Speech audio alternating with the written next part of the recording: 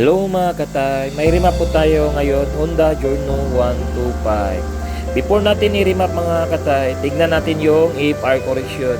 Kung nagli-lean ba siya at saka nag-overfeed ba siya gas. Importante talaga ito mga katay para makita natin yung pugak-pugak, kung kaya saan ba siya nagpugak. At para yung lahat ng RPM makuha natin ng tama at saktong tono mga katay. Din yung overfeed makita natin sa AFR correction. Din yung panggilid nito mga katay, tayo na po yung nagtutuno sa panggilid nito. Then di po natin tinuno yung panggilid, ni-remap natin, then tatap speed natin sa daan.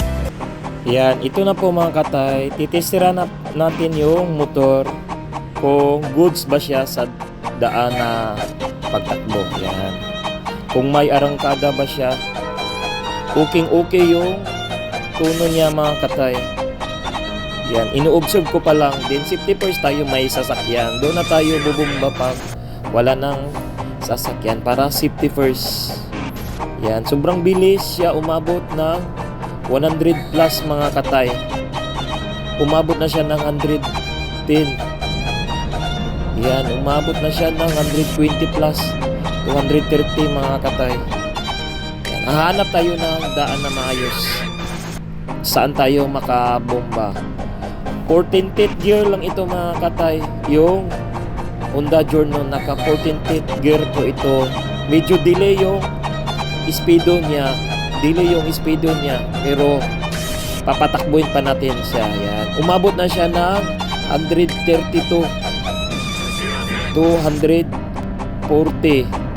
Yan. Umabot siya ng 143, 144, 45. Remap lang po ito.